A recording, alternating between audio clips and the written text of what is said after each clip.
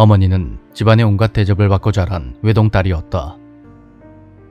젊어를 때 아버지와 결혼한 어머니는 내가 초등학교 저학년 때 이혼을 했고 나와 어린 두 동생을 데리고 집을 나와서 외갓집으로 향했다. 외갓집은 지역에서 나름 명망 있는 집안이었고 그러니 어머니는 집으로 돌아가기만 하면 다시 자유롭고 유복하게 살 수 있을 거라 그리 생각했던 것이다.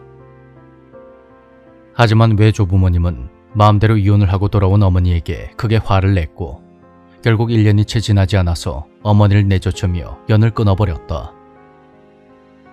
그 후로 얼마 지나지 않아 어머니는 모 건설회사 사장이라는 아저씨와 재혼을 하게 되는데 그는 말 그대로 벼락부자였다. 하지만 아저씨는 평판이 좋지 못했고 건전하지 않은 취미가 있었지만 애가 셋이나 딸려서 부모에게 절연까지 당한 어머니에겐 나쁘지 않은 상대였던 것 같다. 외갓집에서 쫓겨난 후 한동안 호텔에서 지내던 우리는 어머니의 재혼을 기점으로 해서 아저씨의 집으로 들어가게 되었다. 무리하게 증축을 거듭했던 것 같은 그 집은 규모가 무척이나 커 보였는데 지금 와서 생각해보면 그 집 자체가 뭔가 좀 뒤틀려 있었던 것 같았지만 그때만 해도 어리고 순진했던 나와 동생은 그저 집이 크다며 좋아할 뿐이었다. 그렇게 우리가 그 집으로 들어가고 얼마 지나지 않아서 아저씨의 아들이자 우리에겐 의붓 형이 되는 사람이 집을 나가버렸다. 형은 친절하고 상냥한 사람이었기에 괜히 우리 때문에 형이 집을 나가는 건가 싶어서 무척이나 미안해했었다. 그 후로 우리 가족은 별다른 문제 없이 그 집에서 살았는데 시간이 흘러 내가 중학교 3학년이었던 해의 여름에 기묘한 일이 일어나기 시작했다.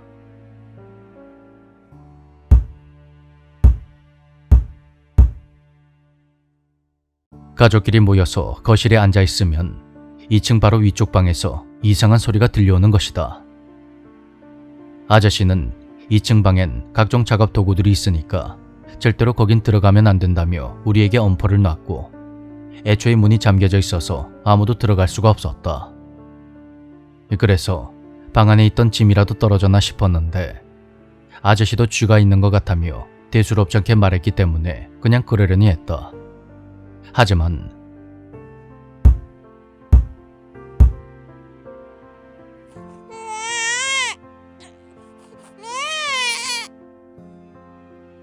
점차 이상한 소리가 들려오는 횟수가 늘어나기 시작하더니 급기야 아기 울음소리까지 들리기 시작했고 아저씨에게 이게 무슨 소리냐고 물어봤지만 그는 아무런 대답도 하지 않았다.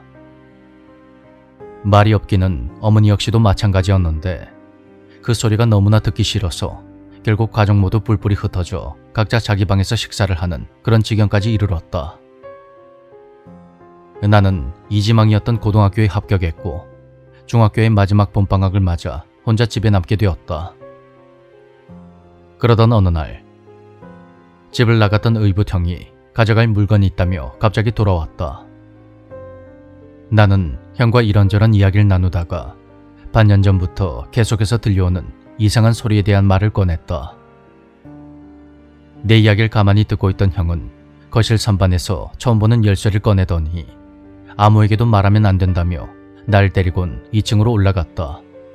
그리고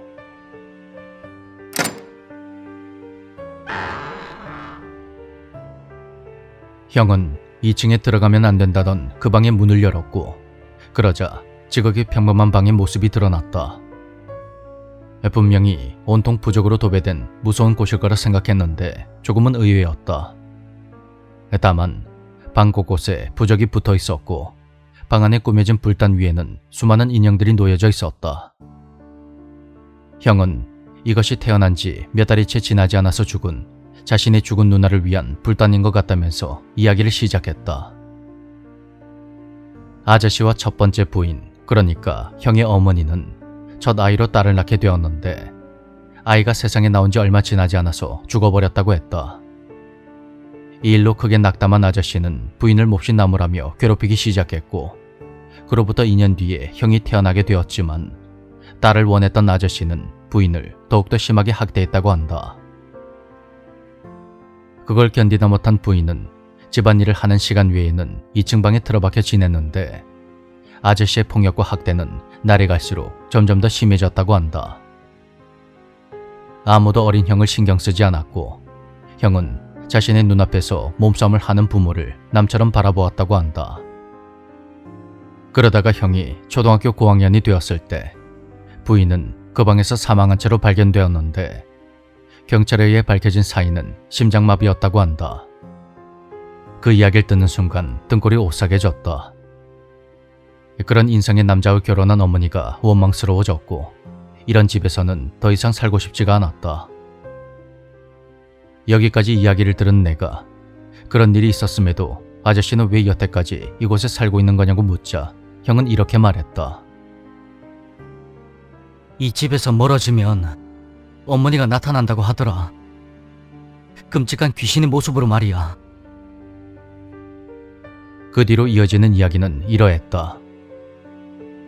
부인의 장례식을 마친 후 아저씨는 잠시 쉬기 위해서 자신의 친가로 향했다. 그런데 매일 밤 꿈에 죽은 부인이 웬 아이를 안고 나타나서는 아저씨에게 마구 들러붙더라는 것이다.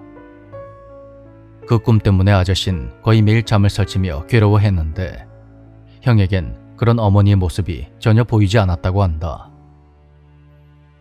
며칠 후 집으로 돌아온 아저씨는 그 꿈을 더 이상 꾸지 않게 되었고 점차 원래의 모습을 되찾고 일상으로 돌아왔다. 그러던 어느 날 아저씨가 부인의 납골당 안치를 마친 후 일이 있어 외박을 하게 되었는데 새벽녘에 얼굴이 하얗게 질려서는 집으로 뛰어들어왔다는 것이다. 아저씨는 급히 불단으로 뛰어가서 연부를 외웠고 그 모습을 본 형은 집에서 멀어지니 어머니가 또다시 나타났구나 하고 짐작을 했다고 한다. 그러다가 시간이 흘러 형이 중학교에 입학할 무렵부터 2층에서 이상한 소리가 나기 시작하더니 급기야는 아기의 울음소리까지 들려왔다고 한다. 이를 참다 못한 아저씨는 1년이 넘도록 무속인들을 찾아다니며 거액의 돈을 쏟아부었다. 집 밖에서만 자면 악몽에 시달리고 집 안에 있으면 정체불명의 소리에 시달리니 아저씨도 사는 것이 고통이었을 것이다. 상황이 이쯤 되니까 형도 점점 방황하며 집 밖으로 나들게 되었고 아저씨는 어느 퇴마사를 통해서 어떠한 비방 하나를 듣게 되었다. 그것은 바로 불죄를 올려서 영혼의 화를 억누른 후에 집을 증축하여 침실을 불단에서 최대한 멀어지게 하는 것이었다. 그렇게 증축을 거듭한 결과 집은 크기만 크고 다소 뒤틀린 형태의 집으로 변해버렸던 것이었다. 여기까지 모든 이야기를 털어놓은 형은 무표정한 얼굴로 말했다. 불죄를 올린 지도 한참이 지났으니 그 효력이 다해서 소리가 다시 들리는 모양이지. 너도 고등학교 졸업하면 되도록 빨리 이 집에서 나가. 이런 집에 있어봐야 좋을 거 하나 없다고. 대학을 가던 취직을 하던 꼭 이 집에서 나가는 게 좋을 거야. 그렇게 형이 돌아가고 며칠 후 낯선 사람들이 집에 드나들더니 집안에서 오묘한 향냄새가 감돌기 시작했다. 또한 뜻을 알 수 없는 연불 같은 것이 하루 종일 흘러나오는 바람에 옆집에선 매일같이 항의를 할 정도였다. 어머니와 아저씨는 내 고등학교 입학식에도 오지 않았고 가족들은 각자 자신의 방에서만 생활을 하게 되었다. 그러다가 여름 무렵부터 이상한 소리가 사라졌는데 퇴마사 중 누군가가 성공한 듯 싶었지만 그 후에도 거실에 나와 있는 가족은 아무도 없었다. 그렇게 시간이 흘러 대학에 진학하게 된 나는 어머니와 아저씨와의 인연을 끊기 위해서 장학생 신청을 하기 위해 부단히 노력했다. 그러다가 고등학교 졸업식을 앞둔 2월 말 집안에서 또다시 이상한 소리가 들려왔고 난 고민 끝에 졸업식 다음날 동생들에게 형한테서 들은 모든 이야기를 전했다. 결국 아저씨와 어머니에게 그 사실을 들켜버려서 엄청나게 혼이 났는데 어머니는 전처가 가정폭력과 학대를 당했던 것은 모르고 있었던지 심하게 당황한 것 같았다. 나는 그 자리에서 내가 들었던 모든 이야기를 털어놓은 후 대학에 입학한과 동시에 집에서 나가겠다고 말했고 그 다음날 바로 집에서 나와 친구네 집에서 머물다가 대학에 있는 도시로 상경하게 되었다. 그 이후의 일은 남동생에게서 들을 수가 있었는데 어머닌 이혼 신고서를 던져놓고는 동생들을 데리고 외갓집으로 돌아갔고 외조부모님에게 진심 어린 사죄를 한 뒤 가업을 돕고 있다고 했다. 동생들 역시 어머니와 함께 외갓집에서 살고 있는데 아저씨가 이혼 신고서를 제출하지 않아서 남동생이 그 뒷처리를 하느라 애를 먹었었다고 한다. 지금 나는 한 선배의 도움으로 호적 정리를 한 뒤 친아버지 쪽으로 호적을 옮겨 평범하게 살아가고 있다. 시간이 흘러 외할아버지가 돌아가시면서 그 장례식에 참석한 나는 아저씨가 그 집에 불단해서 스스로 목숨을 끊었다는 소식을 듣게 되었다. 우리 가족이 모두 도망치듯 떠나고 홀로 남겨진 아저씨는 그 집에서 대체 어떻게 살았던 것일까?